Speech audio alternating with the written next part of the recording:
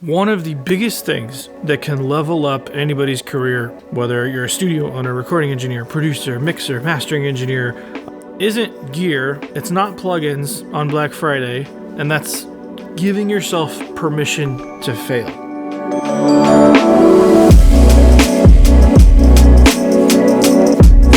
So there's a whole lot of rules in the music industry, in mixing and mastering. There's a whole lot of things like that are helpful, honestly, when you're first starting out, that if you know to go through like step A, B, C, just to like check things, that you generally have a way to move forward in a helpful manner. For me, that's like frequencies that I've memorized for like, here's where I love my kick drum to sit. Getting those bread and butter things, second nature, speeds things up so fast. There's a danger when it comes to stuff like that, and in that if you're only thinking about those rules or those quick hacks or trying to take apart somebody else's mix and apply it to your own through presets, then things can quickly start to be really boring. I think there's validity to looking at what somebody's doing and figuring out the why behind what they're doing, and that can help you inform decisions that you're making in your own work. As soon as you take it as like the gospel truth of how to mix something, then you're doing yourself a severe disservice, and the clients that you're working for. Whether that's musicians, voiceover, audio post, whatever that is. It seems like one of the biggest things we can do to slow ourselves down is to follow the rules. I think back to college, especially going to like a post-secondary education for something like music. I get the pushback with that, but there's definitely something to learning the rules, and it's not even really rules. You're learning the tools you have at your disposal and knowing when to use them and when to discard them. So really, if you want to think about it in the context of a rule, here are the rules, and you have permission to break them. But knowing the rules is immensely helpful.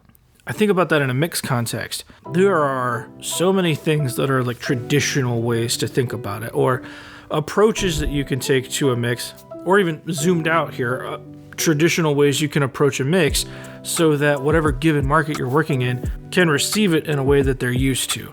I think there's definitely validity to that. Take that to its logical extreme, and we see people like taking presets to basically recreate any and everybody's sound. Again, that can be helpful in a certain context. However, some of the biggest level ups that I've had have come from periods where I wasn't afraid to like really screw something up. Or said a different way, I trusted myself to go down this one particular vision and really chase it for this particular song. I think about songs that like break the rules. I think about like Billie Eilish. There's not a whole lot of stuff before she hit the scene where you could whisper basically an entire track, or something that really only has like a street sign ticking and a bass line, and it's brilliant. A whole lot of rule breaking. Billy and Phineas know the rules of creating songs, rules, but they are not afraid to break those in pursuit of art and vision of what they're trying to do. I think about somebody like Tim Henson in Polyphia, and there's a lot of other guitar players who've done this, but Tim had a way of popularizing this sound of a DI guitar, and now it is wholly accepted as killer guitar tone, and I think that's just awesome. By the way, if you don't get into some Polyphia, definitely go down that road. Metallica, And Justice for All, no bass. That's a rule broken. Still a crazy influential record. Phillip Glass, that dude listens to nobody. 9 Inch Nails, Trent Reznor's doing his own thing. They affected the music industry by breaking the rules. Maybe their intent wasn't to break the rules, but I guarantee you, they're not thinking about what has to happen to make something popular in any given moment. They're following a vision, and I think it'd be interesting to be in the room for Metallica's because Lars had vision.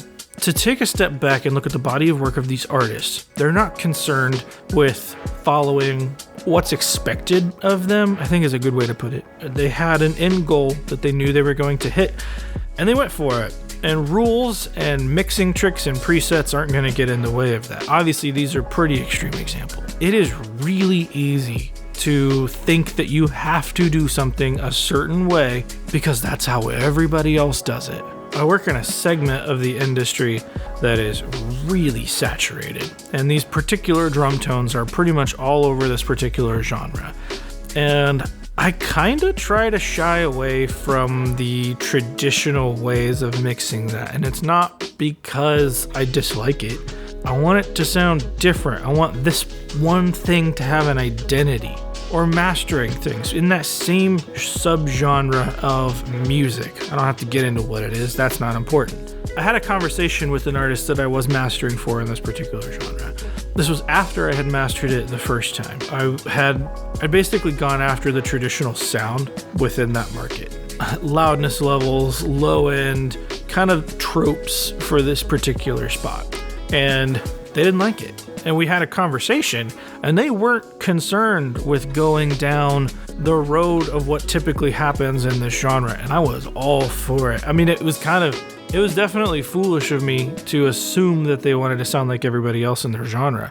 But when I went back for the second try and I really understood what they wanted, and that they didn't care about the rules of the genre that they were operating within, or the typical things that everybody did in that genre, and that I could break those rules, we got to something pretty cool, pretty quick, and the band loved it. There's safety in going for the status quo.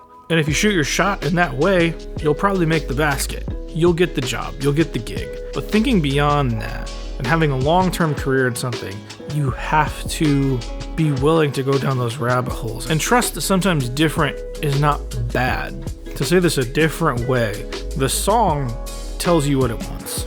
And a lot of times what the song wants doesn't line up with what the entirety of the music industry is doing. And that's okay.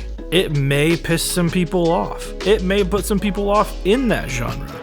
And if you're afraid to do that, I totally get it. I've been there 1,000 times. I work with clients who are afraid to do that constantly. But the thing that we potentially end up missing is all of the potential ears over here who this would appeal to. Maybe this section that we're trying to please is going to go in one ear, out the other. It's going to be like everything else that they've ever heard. Will it fit in with everything that they've heard? Oh yeah, it'll fit right in. Is that what you want to do with your music as an artist? Is that what you want to do with your mixes as an engineer? Maybe it is. But chasing that similarity and tracking that as it moves, the industry constantly changes.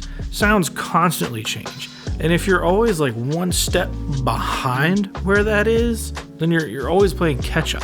There's always a learning curve involved. And that's a whole lot of creative energy going to just reproducing something that already exists.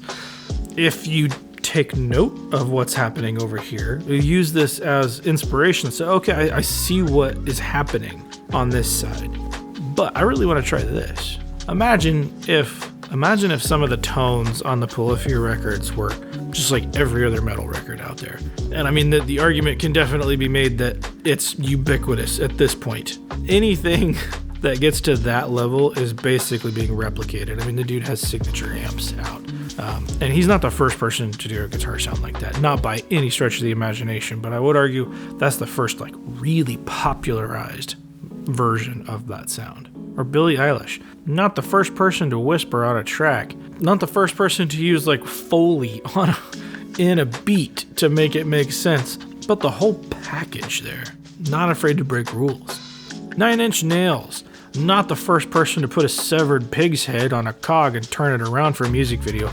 Maybe he was, I don't know. Probably was. That video's still off-putting. Such a good song though. Let me know down in the comments below if this resonates. If what you're after is basically chasing somebody's sound. And I was there for a big portion of my career, trust me.